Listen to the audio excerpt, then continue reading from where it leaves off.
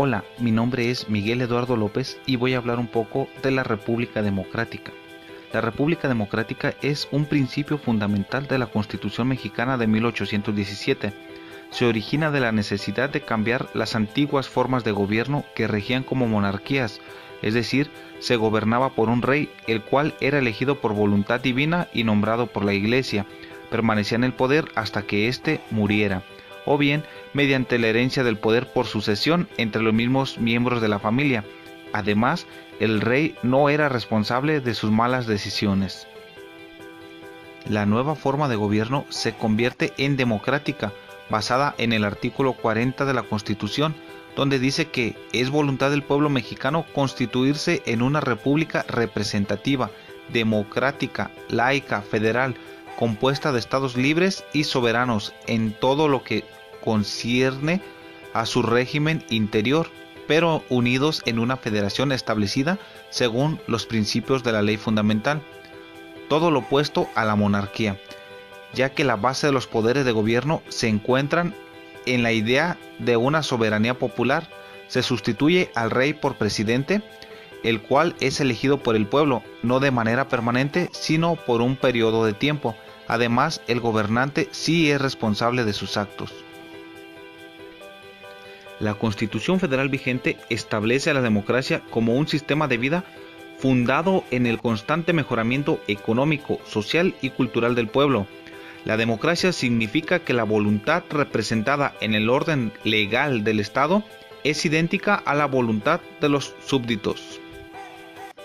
El régimen representativo significa que el poder público lo tenemos que depositar en personas a las cuales les damos toda la soberanía que nos pertenece para que se tomen las decisiones de todos.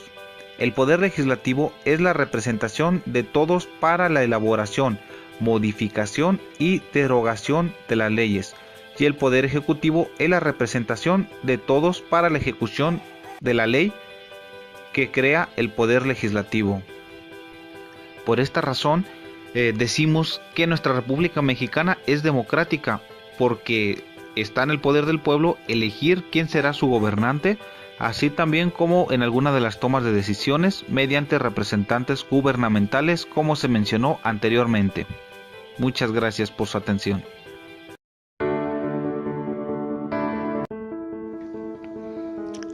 Hola, buen día para todos los que nos escuchan. Mi nombre es Yanni Toledo Cruz. En este video les contaré un poco sobre la República Representativa. Comenzaremos diciendo que durante el año de 1823, con la creación del Supremo Poder Ejecutivo para cubrir las funciones del Poder Ejecutivo de México, tras la abdicación y el desconocimiento del imperio de Agustín de Iturbide, mismo que culminó en derrocamiento producido por el levantamiento de armas del Plan de Casamata, donde esta rebelión significó la disolución del imperio y el exilio de Iturbide en mayo de dicho año. De esta manera, mientras se definía el futuro de la nación mexicana, se designó al Poder Supremo Ejecutivo para ejercer las funciones de jefatura de Estado y de gobierno. A dicho acto fueron nombrados Nicolás Bravo, Guadalupe Victoria y Pedro Celestino Negrete. Como suplentes a Mariano Michelena y Miguel Domínguez. Para cubrirlos, más tarde se designó un tercer suplente, quien fue Vicente Guerrero. Durante este periodo se comenzó a elaborar la Constitución de 1824, donde surge un México republicano representativo y federal. Derivado de este gobierno, dio paso a la primera presidencia del país, la cual fue encabezada por Guadalupe Victoria. En esta parte, nuestra compañera Rosalba nos cuenta un poco más a fondo sobre la historia de los mandatos y las personas que siguieron ocupando el cargo a lo largo del tiempo en México. Ahora bien, para poder entender un poco mejor qué es la República Representativa, debemos saber a qué se refieren las palabras de república y representativa. La palabra república. Decimos que la república son las cosas públicas, valga la redundancia, de todos, los asuntos del Estado son de dominio público y de interés general. Ahora bien, la palabra representativa nos dice: el pueblo soberano es quien gobierna por medio de sus representantes, mismo que son determinados por cierto tiempo. En la actualidad, el sistema representativo mexicano tiene su fundamento en la Constitución mexicana aprobada en 1917 y vigente hasta el día de hoy, donde nos dice el artículo 40: es voluntad del pueblo mexicano constituirse en una república representativa, democrática y federal, compuesta de estados libres y soberanos en todo lo concerniente a su régimen interior, pero unidos en una federación, según los principios de esta ley fundamental. Es decir, que la palabra república representativa en México está constituido como forma de gobierno donde el pueblo deposita el poder en personas que se eligen periódicamente y que son políticamente responsables para dirigir los estados y el país.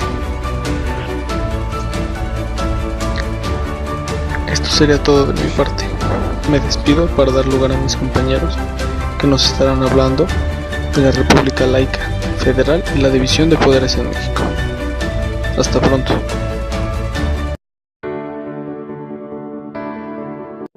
Hola, mi nombre es Rosalba Santiago. Voy a dar una breve explicación acerca de la República Federal de México.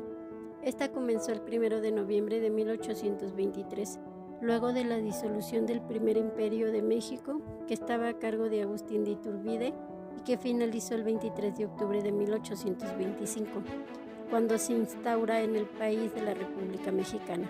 Sus principales promulgadores locales fueron el versátil cura Francisco Severo Maldonado, a través de su opúsculo Contrato de Asociación para la República de los Estados Unidos de Anáhuac, y Prisciliano Sánchez, quien publicó en 1822 Pacto Federal de Anáhuac.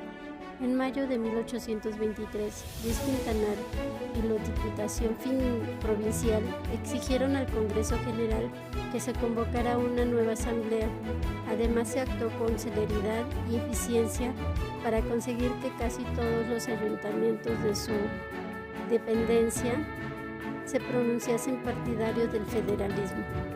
Mientras tanto, el 7 de noviembre de 1823 quedó instalado formalmente en México el nuevo Congreso Nacional y después de acalorados debates, el 31 de enero de 1824 se aprobó el Acta Constitutiva Federal, jurada en el Estado el 7 de febrero. Guadalupe Victoria fue declarado como el primer presidente el día 2 de octubre de 1824.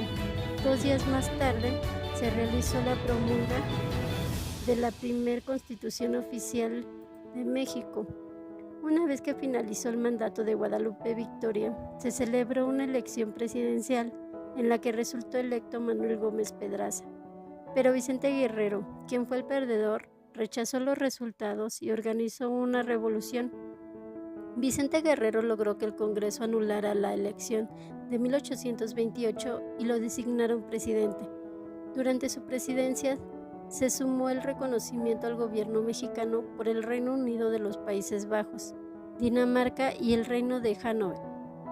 La situación interna de México para la época era muy convulsa y Guerrero logró obtener los poderes extraordinarios por parte del Congreso, pero poco después fue acusado de violar la Constitución. Días más tarde, este es obligado a renunciar ya que existían levantamientos en su contra. Finalmente, el Congreso solicita al presidente de la Suprema Corte de Justicia, Pedro Valdez, que encabece un triunvirato de gobierno junto con Luis Quintanar y Lucas Alemán. Finalmente, el 1 de enero de 1830, el triunvirato establece como presidente a Anastasio Bustamante.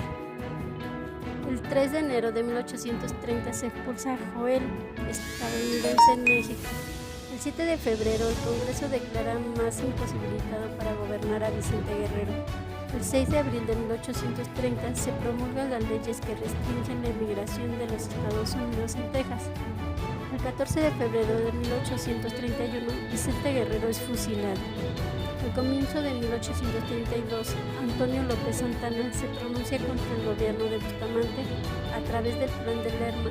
Bustamante deja la presidencia en manos de su vicepresidente para luchar contra Santana, pero estos pactan que el próximo ganador de las elecciones sea Gómez Pedraza.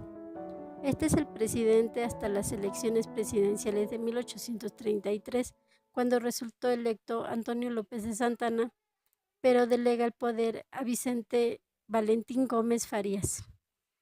Este lleva a cabo reformas liberales que no agradaron a la Iglesia ni a los conservadores. Por este motivo, Santana destituye a Gómez Farías y deja sin efecto las reformas. En 1835 deja el poder y el Congreso designa a Miguel Barragán como presidente interno. Por otro lado, los principales artículos de la Constitución de 1824 son: 1. Se declara la nación en México como libre e independencia. 2. Se establece como religión oficial la católica y apostólica. Hola, mi nombre es Yasmina Bendaño Vicuña y les hablaré sobre el Estado laico de la República. La Iglesia desempeñó un papel muy importante en los 3 siglos durante la dominación española, durante la cual se formó nuestro país. Realizó funciones como la protección de indígenas, se involucró en la educación, en registros de población y también estuvo en asistencia social. Por decisiones de la corona española y por donaciones de feligreses, acumuló gran cantidad de propiedades que no se utilizaban ni beneficiaban a nadie. Esto generó conflictos con los virreyes. Después de la independencia, el Estado mexicano reclamó estas funciones, ya que se consideraba que la riqueza eclesiástica estaba desaprovechada. La separación del Estado y de la Iglesia Católica se logró con las leyes de reforma y se incorporó a la Constitución de 1857, donde se estableció por primera vez la libertad de cultos. La Constitución de 1917 restringió a las iglesias, ya que apoyaron a los enemigos durante la Revolución de 1910. Las disposiciones se suavizaron en 1992. La evolución de la sociedad mexicana había ya consolidado un Estado laico. Confiando en la madurez de los eclesiásticos y su respeto a la Constitución y las leyes, se derogaron así normas que, si bien tuvieron sentido en 1917 y en las primeras décadas de vigencia constitucional, se habían convertido en obsoletas e inaplicables. Fue reiterado el principio histórico de la separación del Estado y las iglesias. Se reconoció personalidad jurídica a las iglesias, se reiteró la libertad de creencias y se prohibió a las autoridades intervenir en la vida interna de las asociaciones religiosas. La ley determina los requisitos para que tanto los mexicanos como los extranjeros puedan ejercer el ministerio de cualquier culto. Esto se refiere a las personas que dirigen los servicios religiosos, como los curas en la Iglesia Católica. Los ministros de culto no pueden desempeñar cargos públicos. Se les concede la ciudadanía con derecho a votar, pero no a ser votados. Tienen prohibido asociarse con fines políticos y realizar proselitismo a favor o en contra de algún candidato, partido político o asociación política. Tampoco pueden en público, en actos de culto o de propaganda religiosa o en publicaciones de carácter religioso oponerse a las leyes del país o a sus instituciones, ni agraviar de cualquier forma los símbolos patrios. Tienen estrictamente prohibida la formación de toda clase de agrupaciones políticas cuyo título tenga alguna palabra o indicación que la relacione con la religión. Tampoco pueden celebrarse en los templos reuniones de carácter político. Se reiteró que los actos de estado civil de las personas, registro de nacimiento, celebración de matrimonios, adopciones, son de exclusiva competencia de las autoridades administrativas en los términos que la ley establece. El Estado laico fue elevado a principio constitucional en 2013, pero ya se había establecido desde las leyes de reforma en la Constitución de 1857 y en el texto original de 1917. Sin embargo, se consideró pertinente dejar el principio redactado de forma contundente. El gobierno mexicano no tiene afiliación religiosa, debe realizar sus funciones independientemente de cualquier iglesia, está obligado a ser respetuoso de todas las creencias religiosas, reconoce y mantiene la libertad de culto señalados en el artículo 24 constitucional. Nadie puede obligarnos a tener una religión.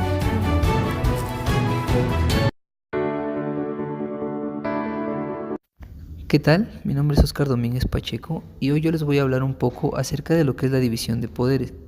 La división de poderes es el principio de los estados modernos según el cual las funciones legislativa, ejecutiva y judicial se ejercen a través de órganos distintos e independientes entre sí. La división de poderes permite que los diferentes poderes se limiten y moderen recíprocamente, creando una dinámica de pesos y contrapesos, de modo que entre ellos haya equilibrio y ninguno pueda prevalecer sobre el resto. La separación de poderes impide, pues, que haya abusos a la autoridad, pues la autoridad pública se encuentra distribuida de manera equilibrada entre los tres órganos fundamentales del Estado. El objetivo de la división de poderes, en este sentido, es evitar la concentración de los poderes del Estado en una sola persona, órgano o corporación, lo que vendría a posibilitar los abusos de la autoridad y con el tiempo el surgimiento e instalación de un régimen autoritario o tiránico. La primera formulación formal de la moderna teoría de división de poderes es obra del pensador francés Montesquieu, quien sostenía que en cada estado había tres clases de poderes, con funciones y campos de acción bien delimitados. Con esto nos lleva a lo que son la división de los poderes que ahora conocemos: el legislativo, que es el encargado de hacer, corregir y derogar las leyes; el poder ejecutivo, que es el responsable de la gestión de asuntos del Estado, de aplicar el orden jurídico, representar a la nación a nivel internacional, comandar las fuerzas armadas y ejecutar políticas de acuerdo con la voluntad popular de las leyes; y el poder judicial, que es el que tiene como objeto interpretar las leyes e impartir justicia en los conflictos entre ciudadanos.